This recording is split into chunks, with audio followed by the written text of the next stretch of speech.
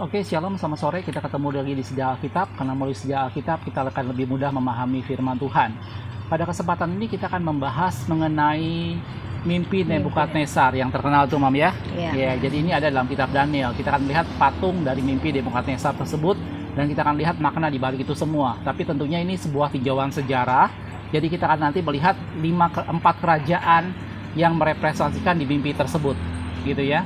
Oke, untuk yang pertama kita akan lihat ayatnya dalam Daniel pasal yang kedua ayat 31. Ya. Dikatakan seperti ini, "Ya Raja, Tuanku melihat sebuah penglihatan, yakni sebuah patung yang amat besar. Patung ini tinggi, berkilau-kilauan luar biasa, tegak di hadapan Tuanku dan tampak mendahsyatkan." Ayat 32, "Adapun patung itu kepalanya dari emas tua, kemudian dada dan lengannya dari perak, perut dan pinggangnya dari tembaga, sedang pahanya dari besi, dan kakinya sebagian dari besi dan sebagian dari tanah liat." Oke, jadi itu adalah awal mula dari mimpi Nebukadnezar, dan kemudian Nebukadnezar bertanya siapa yang bisa mengartikan mimpi itu, dan kemudian Daniel yang mengartikannya.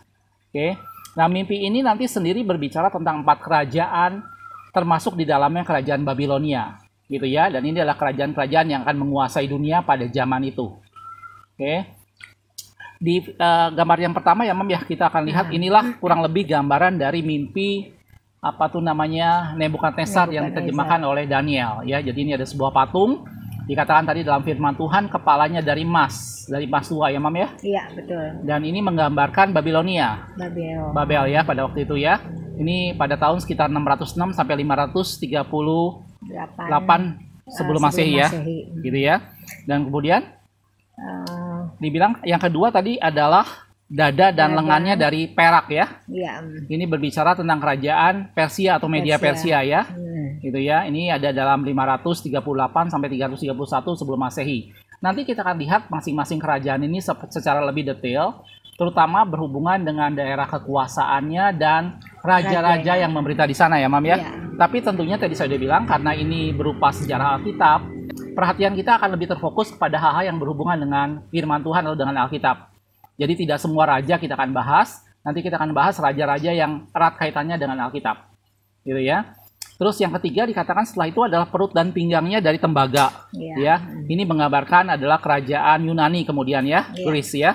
Itu dari 331 sampai dengan 63. Dan terakhir adalah kakinya dibilang dari besi, dan di bawahnya adalah besi dan tanah liat. Ini seringkali ada orang yang memisahkan ini antara dua hal yang berbeda, tetapi intinya adalah dua kerajaan Roma. Ini semua adalah kerajaan Romawi. Gitu ya. Jadi yang pertama adalah Babilonia, yang kedua adalah Persia, ini yang dari dada dan lengannya. Ini yang dari perak ya, Mam ya? Iya. Setelah itu perut dan pinggangnya adalah Greece atau Yunani, dan terakhir adalah besi dan tanah liat, ini adalah Romawi ya, Romawi. Dan kemudian ceritanya kalau kita tahu dalam firman Tuhan dikatakan dalam penglihatan itu, aku melihat sebuah batu yang terungkit lepas tanpa perbuatan tangan manusia. Dan kemudian batu itu mengenai kaki. Nah, ini ada gambar yang kedua di sampingnya. Ini ada batu yang datang mengenai kaki sehingga patung ini roboh dan batu itu memenuhi seluruh dunia. Dan itu menggambarkan bahwa itulah tentang kerajaan Allah yang akan datang. Gitu ya. Banyak interpretasi mengenai mimpi ini dan banyak orang juga menafsirkan ini berhubungan dengan peristiwa akhir zaman. Karena kedatangan batu tadi itu bisa berhubungan dengan kedatangan Yesus yang pertama, tapi itu juga bisa berbicara mengenai kedatangan Yesus yang kedua. Memang di kedatangan Yesus yang pertama, Yesus datang pada masa pemerintahan Roma pada waktu itu. Gitu ya. Tapi kalau kita bicara masalah kerajaan yang kemudian memenuhi bumi, banyak orang menggambarkan bahwa itu bicara soal akhir zaman. Oke. Di sini kita akan melihat tinjauan sejarah, sekali lagi ini yang berhubungan dengan firman Tuhan mengenai kerajaan-kerajaan ini, dan kita akan lihat siapa raja-rajanya di sana. Jelas ya saudaraku ya? Oke, ya Mam, kita akan mulai dari yang pertama ya. Iya, Babilonia. Oke, yang pertama adalah Babel atau Babilonia. Kalau Anda nonton video saya tentang Babel, di sana saya juga pernah menjelaskan bahwa sebenarnya Babel itu dimulai dari sebuah menara yang dibangun di dataran Sinear. Gitu ya. Mereka mendirikan menara Babel yang terkenal ya. Dan kemudian pada saat itu memang ada raja-raja ya, Mam ya. Iya. Ya, tapi kemudian di dalam firman Tuhan sendiri kita akan masuk ke dalam Neo Babilonia. Iya. Gitu ya. Coba Mam, gimana Mam tentang? Iya, jadi sebelumnya memang ada yang seperti Papa katakan tadi Pak, yang tadi Old Babel ya. Itu sebenarnya udah dari 2335 sebelum Masehi ya. Tapi itu hanya beberapa kota kecil. Waktu itu diperintah oleh Hammurabi. Hammurabi raja pertama ya. Itu tapi Old Babel ya waktu itu ya. Oke. Ya, kemudian wilayahnya itu berupa Kuwait sama Irak sekarang ya. Kalau belajar tentang Abraham, nah daerah situ ya Pak. Ya, itu apa sih namanya? Ur-Kasdim gitu ya. Daerah sebelah sini ya. Nah, kalau kita masuk ke yang Neo Babilonia, berarti Neo Babilonia ini daerahnya udah mulai lebih besar ya? Udah lebih besar. Ya, jadi dari Old Babel tadi ya, Kuwait sama Irak sekarang. Kemudian dia menguasai kerajaan Asyur. Sebelumnya dia menguasai kerajaan utara sama kerajaan Yehuda ya. Kerajaan utara Israel dan kerajaan selatan Yehuda. Kemudian sampai semenanjung Arab di tepi Laut Tebrau yang itu Pi. Berarti ini apa sih namanya daerah kekuasaannya ini? Apa tuh namanya dari mulai ini Laut Tebrau sini nih? Iya. Ya kan ini mulai daerah sebelah sini nih, ya kan? Betul. Ini daerah apa sih namanya? Itu Midian ya Pak ya? Ya ini Midian. Ya. Ini kan apa sih namanya? Mesir daerah sebelah sini kan? Ini Semenanjung Sinai. Ya kan ini Semenanjung Sinai. Berarti dia apa sih namanya? Yerusalem. Ya daerah sebelah sini ya. Iya ini Old Babel kan? Iya. Induknya sendiri Babel dari sebelah sini ya. Ini yang disebut dengan dataran Sinear. Iya. Itu daerah yang dilalui dengan 2 sungai ya. Kemudian Asyur. Ya, ini juga ada daerah kekuasaannya, dia menyakup ini semua ya. Iya, kemudian Israel, kerajaan utara maupun selatan. Ya, seluruhnya. Ini adalah daerah kekuasaan dari Neo Babilonia pada waktu itu ya. Betul. Ya. Jadi Neo Babilonia ini yang kita lebih kenal dengan istilah Babel aja di Alkitab. Jadi di Alkitab kita tidak mengenal istilah Neo Babilonia. Inilah kerajaan Babel yang ada pada zaman di Alkitab. Gitu ya. Terutama pada masa apa sih namanya? Mulai nanti penyerangan umat Tuhan Babilonia menghancurkan bait Allah gitu ya. Dan saya sudah bilang di video yang pernah saya bahas mengenai Babel, di sini masuk ke dimensi yang kedua tentang kerajaan Babel. Gitu karena dimensi yang pertama adalah pada zaman apa sih namanya Menara Babel ya. Itu Old Babel di sana. Dan dimensi yang kedua ini bicara waktu kerajaan mulai Neo Babilonia dengan raja pertamanya siapa waktu itu Mam? Itu Nabopolassar. Nabopolassar ya. Jadi ini petanya udah jelas ya. Ini sampai dengan ini apa tuh namanya, ini daerah kekuasaannya semua ya. Semenanjung Arab sini ini daerah besar sekali ini. Ya. Ini yang dikuasai pada waktu itu ya. Iya. Oke. Abraham itu sendiri Ur-Kasdim itu daerah sebelah sini. Kalau kita lihat ini adalah Ur. Sebentar. Split screen. Ya, ini daerah sebelah sini. Iya. Ini Ur nih yang paling bawah nih. Makanya disebut dengan Ur-Kasdim. Ur di tanah orang Kasdim, negeri orang Kasdim. Betul. Oke. Nah, ini daerah kekuasaan untuk Neo Babilonia atau Babel pada zaman Alkitab ya. Nah, raja-raja yang ada di sana adalah kalau kita perhatikan sekarang Babel tuh Pak menguasai menguasai Israel secara keseluruhan. Terakhir dianya menguasai kerajaan selatan Yehuda. Ya, masih ingat nggak Pak? Ya, waktu apa sih namanya kerajaan Yehuda akhirnya dibuang dan kemudian bait Allah yang dibangun oleh Salomo dihancurkan kan? Iya, itu pada zaman Nebukadnezar ya? Pada zaman Nebukadnezar kan Nabopolassar itu yang pertama. Nah, pada waktu Nebukadnezar barulah dianya menguasai Yehuda. Ya, jadi saudaraku ini adalah gambar yang berikutnya adalah susunan maksudnya raja-raja yang ada di Babylon pada waktu itu. Sekali lagi yang dimaksud di sini adalah Neo Babilonia ya. Jadi raja yang pertama adalah Nabopolassar di sini. Gitu ya. Ini Nabopolassar, ini adalah first king of Neo Babylonian Empire dan kemudian anaknya adalah Nebukadnezar. Nah, Nebukadnezar inilah yang banyak diceritakan dalam Alkitab bagaimana dia seorang raja yang kemudian akhirnya mengekspansi kerajaan Yehuda atau kerajaan selatan dan kerajaan selatan jatuh ke tangan Nebukadnezar dan umat Tuhan dibuang 70 tahun lamanya. Gitu ya, termasuk di sana Daniel dan Yeskiel ya. Sadrak, Mesak, Abednego gitu ya. Sementara itu Yeremia dia tetap di Yerusalem dan dia melihat proses pembuangan itu sehingga Yeremia menulis kitab Ratapan. Oke. Raja setelah Nebukadnezar ini adalah Amel Marduk ya. Iya, Pak, di Alkitab ditulisnya Ewil Merodak, Pak. Iya, Ewil Merodak ini kalau nggak salah raja yang ada di dalam Alkitab tentang yang dia mengasihani Yoyakin ya. Iya. Jadi di Alkitab ada nama ini juga, tapi dikasih nama dengan Ewil Merodak. Ewil Merodak ya. Dia mengasihani Raja Yehuda yang udah dibuang di Babel, Pak. Yaitu Raja Yoyakin ya. Anak dari Raja Yoyakim ya waktu itu ya. Betul. Nah, setelah itu ada Neriklisar.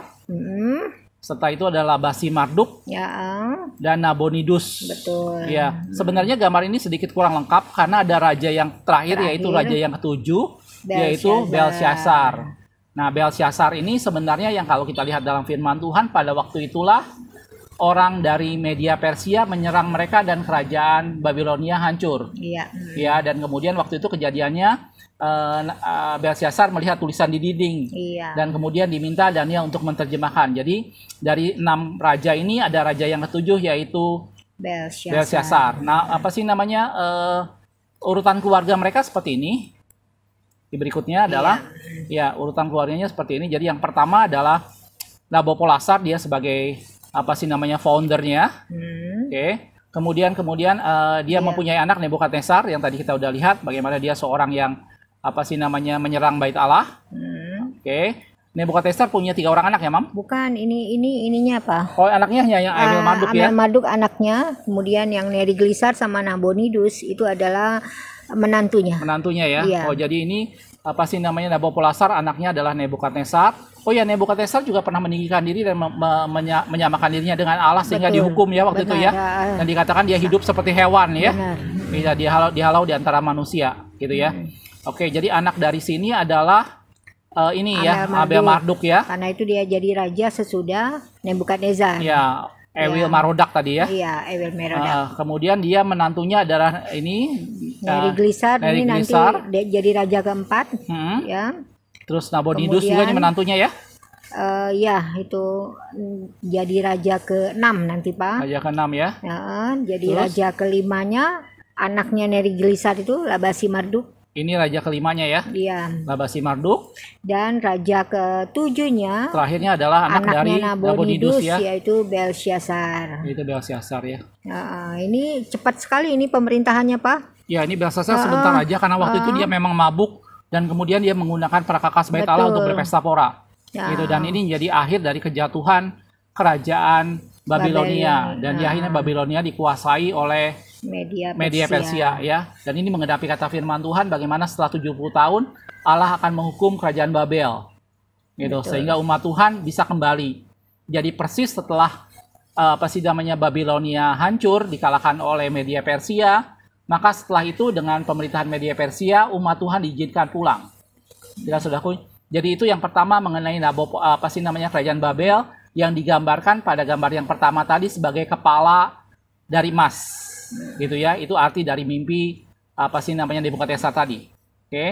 Terus kemudian kita akan lanjut ke yang kedua. Yang kedua setelah itu tadi saya sudah bilang kita masuk ke ini Persia ya, Media Persia ya. Ini itu digambarkan sebagai dada dan lengannya ya, yang dari perak. Oke, kita akan lihat yang Media Persia. Nah, ini untuk daerahnya, Mam ya. Iya. Media Persia itu wilayahnya bisa meliputi, pusatnya itu di Iran Pak sekarang. Ya. Kemudian dia wilayahnya meliputi Libya di Afrika ya, Libya, Mesir sini. Kemudian Israel, Asyur, Babel, Babel tadi. Iya, Babel kan tadi ini nih. Yang warna ini Babel dikuasai semua sama dia nih. Betul. Dan pusat mereka di Iran. Daerah sebelah sini ya. Iya. Ini ada media. Ini medianya ya. Ini ada Persia. Ya, jadi di wilayah tersebut ada 2 kekaisaran, Pak, yaitu kekaisaran Media ya, dan kekaisaran Achaemenida ya. Kemudian kekaisaran Achaemenida ini didirikan oleh Kores Agung. Kemudian Kores ini Cyrus itu Cyrus, ya. Kalau dari Alkitab pakainya Kores ya. Betul. Cyrus the Great. Kemudian tahun 552 sebelum Masehi, Kores itu merebut ibu kota Media itu, ya. ya sekitar 550 atau 552. Dia merebut ibu kota Media sehingga dia menjadi raja Media Persia. Berarti ini dianggap sebagai raja pertama Media Persia yang menguasai seluruh daerah ini ya. Nanti tahun 539 sebelum Masehi, Babilonia dikuasai oleh Media Persia. Oh, jadi prosesnya ini 539 nih Babilonia conquer by Cyrus. Iya, betul. Iya, jadi pertama kali dia menguasai dulu ke Media ya. Betul. Media, terus akhirnya dia kuasai juga Babilonia dan semuanya akhirnya dikuasai oleh kerajaan Media Persia boleh dibilang Media Persia dengan Cyrus raja pertamanya ya. Kores gitu. ya kalau di Alkitab ya. Itu Kores ya. Oke. Nah, kalau kita perhatikan dalam firman Tuhan, maka Kores ini yang pertama kali langsung memberikan izin kepada umat Tuhan untuk kembali. Gitu ya. Oke. Kalau kita perhatikan di dalam kita lihat satu ayat yang lain di dalam Esra mungkin Maya.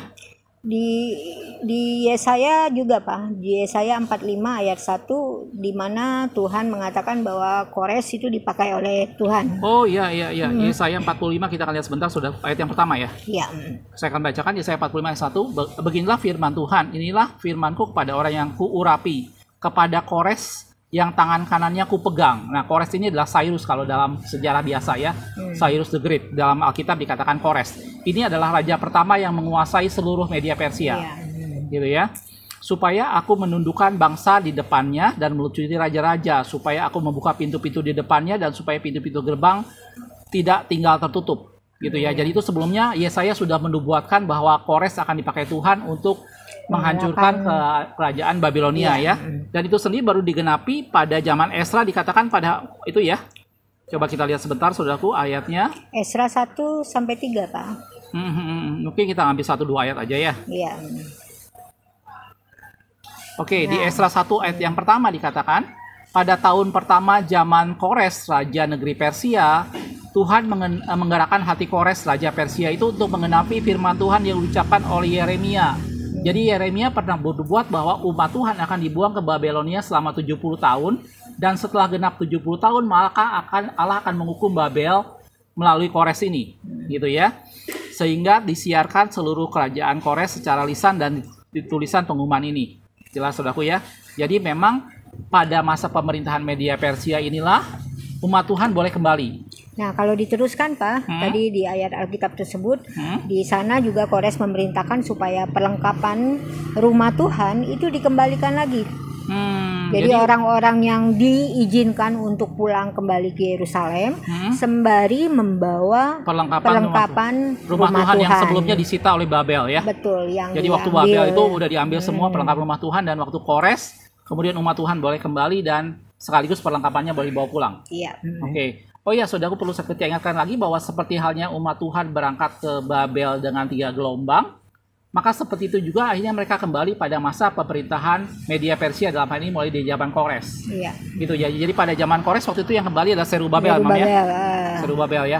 Mungkin kita akan lihat di raja-raja Media Persia ya, nanti biar kita bisa lebih jelas lagi. Oke, di gambar berikutnya ini adalah raja-raja Media Persia yang ada pada waktu itu, yang tentunya ini berhubungan dengan Alkitab. Raja-raja yang lebih lengkap lagi tentunya tidak kita akan singgung semua, karena di antara ini banyak raja-raja lain ya. Jadi ini kita yang berhubungan dengan Alkitab saja. Jadi yang pertama tadi kita udah sebutkan yaitu Kores. Ini Persian name adalah Korus. Ya, di Bible pakai Cyrus, ini kalau King James kalau di Indonesia Kores ya. Ini yang pertama. Pada zaman inilah Zerubabel kembali ya untuk membangun Bait Allah. Gelombang pertama. Gelombang yang pertama ya. Kembali umat Tuhan ke Yerusalem. Oke. Nah, setelah itu adalah Kambises di sini. Ya. Atau di Alkitab juga dibilang dengan nama Ahasiweros. Ahasiwerus ya jadinya ya. Hati-hati saudaraku, di dalam Alkitab ada 2 raja yang namanya Ahasiweros. Dan ada 2 raja yang namanya Artasasta atau Artaserses. Gitu ya. Jadi kita harus hati-hati. Nah, kalau kita bicara yang di Esra 4 ayat 6 ini, itu adalah Ahasiweros yang pertama. Ini beda dengan Ahasiweros pada zaman Esther. Iya. Ya, hati-hati ya saudaraku. Jadi setelah Raja Kores, itu adalah Raja Ahasiweros. Dan di sana ada Raja Artasasta juga. Gitu ya. Gimana nih peristiwanya, Mam, waktu itu, Mam?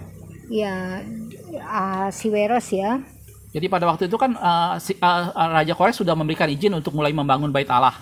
Tapi kemudian pembangunan kemudian berhenti pada waktu itu kan. Ya, betul. Orang-orang penduduk setempat tidak setuju dengan pembangunan ya, itu, gitu sekali, ya. Jadi pada waktu mereka pulang, mereka membangun Bait Allah itu dimulai tahun 536 sebelum Masehi, Pak. Ya. Tapi saat pembangunan itu rupanya banyak sekali orang-orang yang berasal dari Babel ya sebelumnya itu menolak pembangunan. Jadi mereka berkirim surat. Berkirim surat itu ke Artasasta di sini, Pak. Sedosmer di sini. Itu Artasasta yang ini ya? Iya. Ya. Untuk menghentikan pembangunan waktu itu ya? Iya. Si Ahasuerus di sini juga tidak menyetujui pembangunan tersebut. Ya. Sementara yang memberikan deklarasi untuk pembangunan, yang memberikan izin adalah Raja Kores ini ya? Iya. Dia yang memberikan izin gitu kan? Iya. Sehingga yang terjadi, Pak, jadi pada waktu Kores sudah selesai memerintah, ya meninggal, kemudian dilanjutkan dengan Ahasuerus, Artasasta, ya, itu mereka menangguhkan atau membuat terbengkalai deh. Ya, ini berarti pembangunan di sini ya. Bait Allah. Ya. Selama kurang lebih 16 tahun, Pak. 16 tahun ya. Sampai kemudian Nabi Hagai itu memperingatkan umat Tuhan, ya. Untuk mulai membangun Bait Allah. Pasti namanya perhatikan keadaanmu gitu kan. Betul. Iya kan? Nah, kemudian setelah itu mereka menulis surat kembali kepada Raja Media Persia, saat itu adalah Darius, Pak. Raja berikutnya berarti ya. Nah, kemudian Darius itu mempelajari semua katanya ya. Iya, Darius mempelajari semua benar atau tidak bahwa pembangunan Bait Allah itu sudah disetujui oleh Kores. Akhirnya setelah diteliti benar bahwa pembangunan Bait Allah itu sudah disetujui oleh Kores. Akhirnya disinilah Darius melanjutkan pembangunan Bait Allah ya. Betul, jadi dilanjutkanlah pembangunan Bait Allah yang sudah terhenti selama 16 tahun tadi, Pak. Kemudian itu di Esra 6 ayat 12 ya, Pak ya. Esra 6 ayat 12 iya, ya. Jadi pemerintahan Darius yang kedua ya. Tahun kedua pemerintahan Darius, pembangunan Bait Allah dilanjutkan.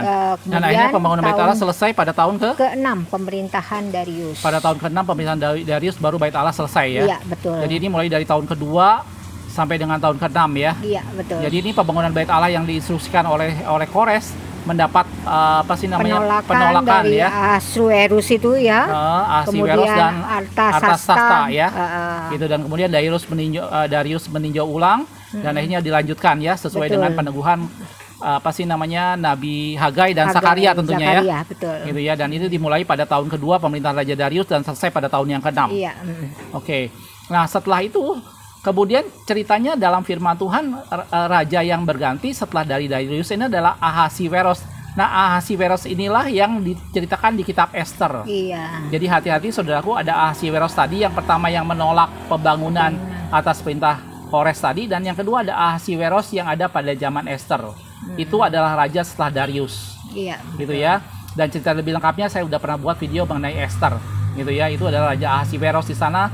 Bagaimana pada waktu itu dia mengangkat Ester menjadi ratunya. Gitu ya.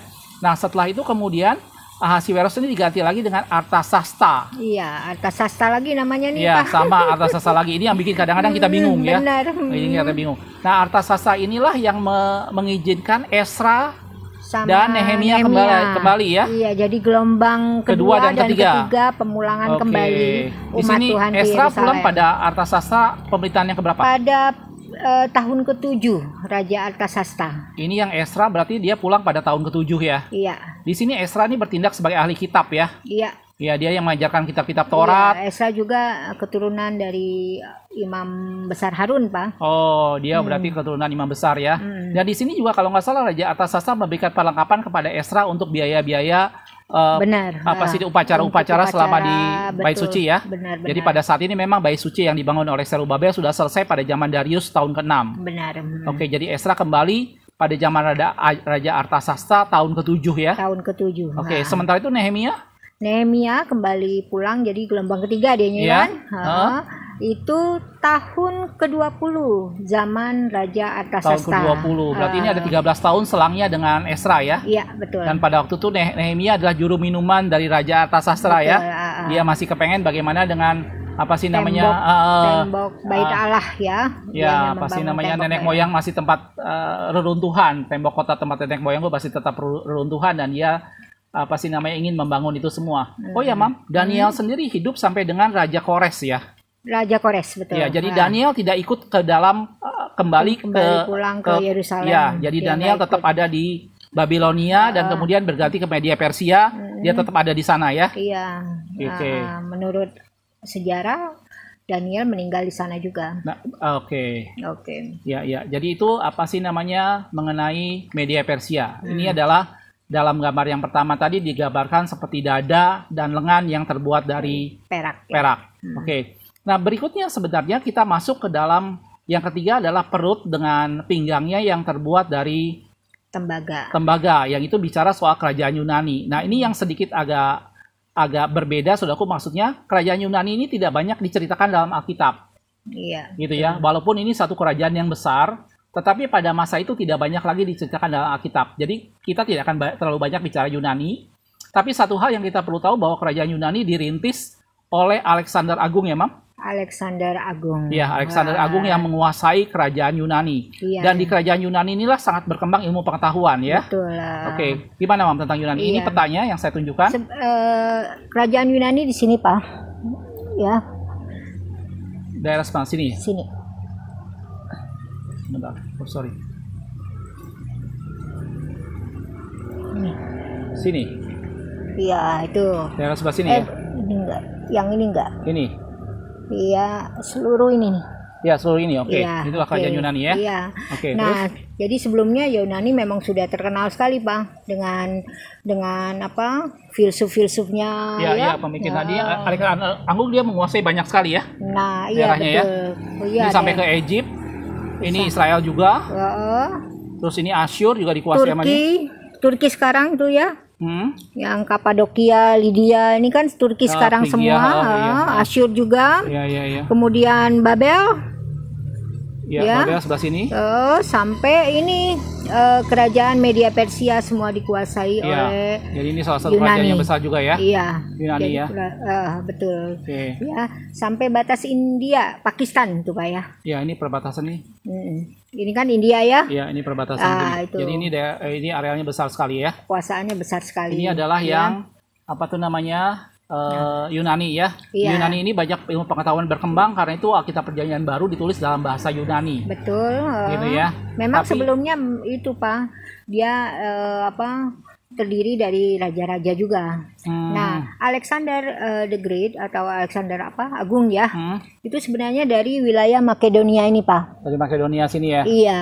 Wilayah Makedonia. Nah, pada saat Darius III memimpin Media Persia, itu kerajaan tersebut akhirnya dikuasai oleh Yunani di bawah pimpinan dari Alexander the Great tadi yang Raja Makedonia. Jadi itu. dia akhirnya mengekspansi ke sini. Iya. Gitu betul. Ya. Oke. Ya, Nah, ini untuk raja-rajanya sebenarnya banyak raja-raja dari Yunani. Cuman kita tidak bisa sebutkan semua ya. Iya, itu banyak karena sekali. ini tidak sama. Ini sekali lagi ini tidak terlalu banyak berhubungan dengan di Alkitab. Jadi kalau ada lebih tertarik mengenai kerajaan Yunani, Anda bisa lihatnya dari sejarah dunia gitu ya. Tapi secara umum seperti inilah kerajaan Yunani di sini dibagi menjadi selatan dan utara ya, Mam ya. Betul. Ya, di sini juga ada Cassander ini dari untuk menguasai Makedonia, ini dari menguasai Asia Minor ya. Iya. Nah, kerajaan ini yang nanti akhirnya kemudian diambil alih oleh kerajaan yang keempat, yaitu kerajaan Roma gitu ya. Nah, kalau kerajaan Roma tadi saya sudah bilang bahwa kerajaan Roma ini yang digambarkan dengan kaki dan kaki dan telapak kakinya, yaitu jari kakinya. Jari kaki itu besi bercampur dengan tanah liat ya. Iya, betul. Walaupun banyak orang yang memisahkan yang besi-besi dan yang campuran dipisahkan, tetapi intinya ini menggambarkan bahwa Roma menjadi suatu kerajaan yang tampak kuat di luar tetapi di dalamnya rapuh. Iya. Gitu. Dan nanti kita lihat bagaimana Roma akhirnya mereka akan saling bunuh dan saling menghancurkan. Iya. Gitu ya. Nah, kalau kita lihat kekuasaan dari kerajaan Roma ini salah satu dari wilayah kerajaan yang terbesar di dunia, Pak. Gitu ya. Gitu ya. Karena dia menguasai seluruh Eropa, ya kan? Ini Eropa, ini Spanyol. Betul kan? Ini Jerman, Belanda, itu semuanya. Warna kuning ini waktu itu penguasaan dia pertama ya. Iya. Italia semua ini kekuasaan dia yang pertama untuk apa tuh namanya kerajaan Romawi ya. Oke. Kemudian dia ekspansi ke yang warna hijau tua ini. Coba kita lihat gambarnya lebih banyak.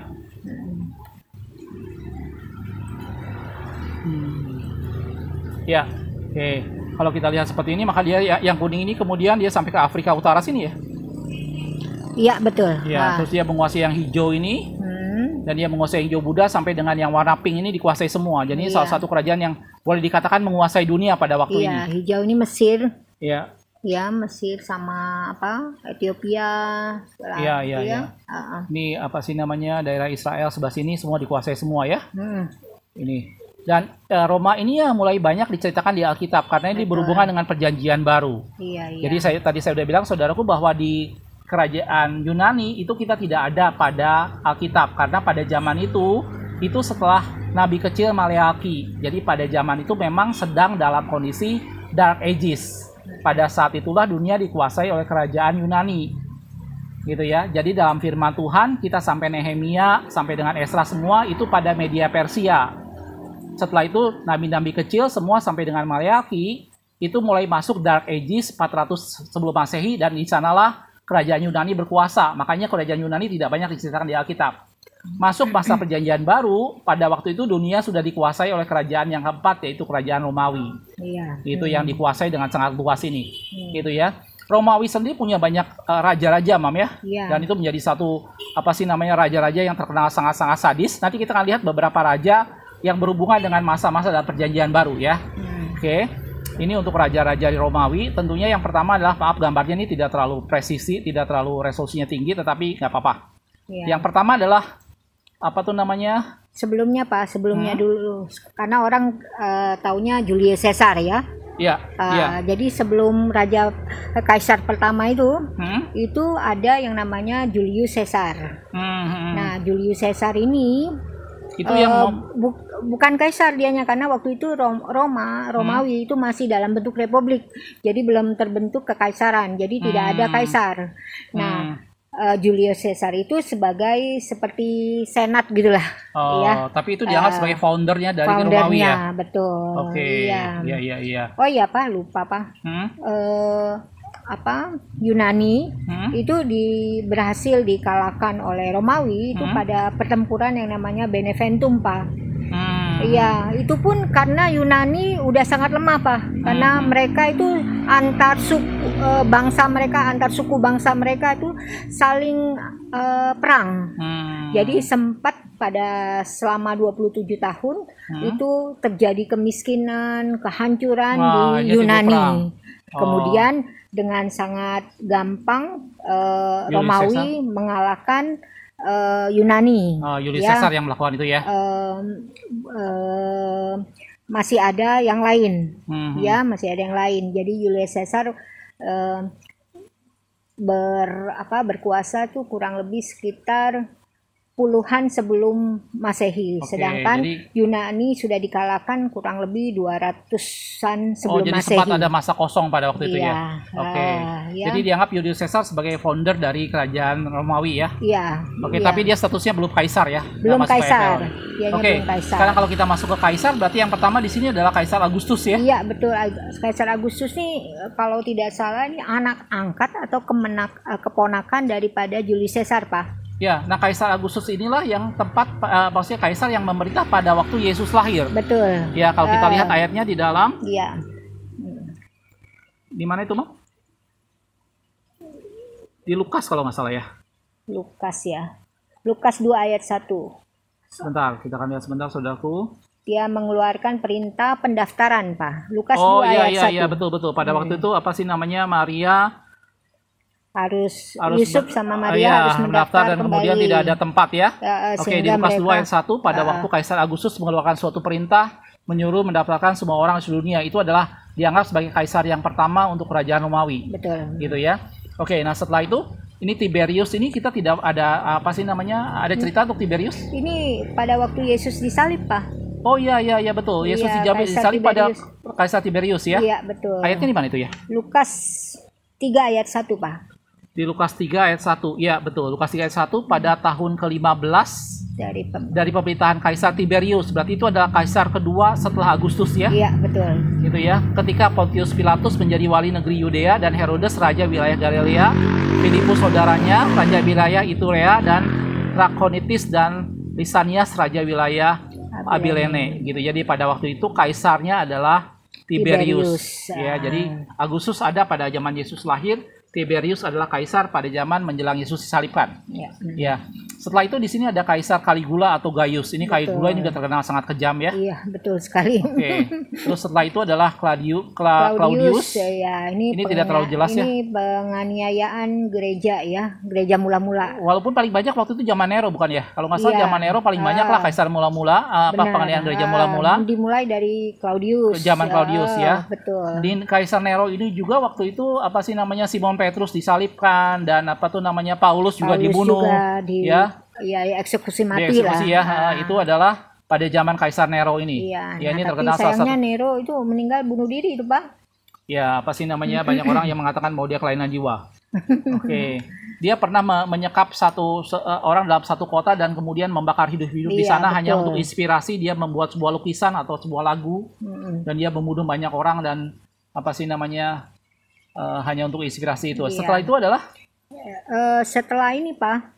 Setelah apa Nero ini ada the year of ini Great Fire of Rome. Ini Nero yang melakukannya. Iya, ini peristiwanya ya. Peristiwa yang tadi terbakarnya kota.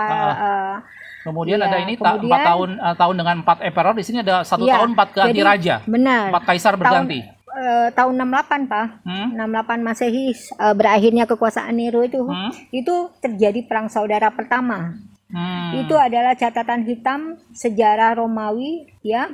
Itulah yang digambarkan di patung Nebukadnezar bahwa campuran antara emas dengan besi dengan tanah liat ya. Benar, itu mulai terjadinya itu.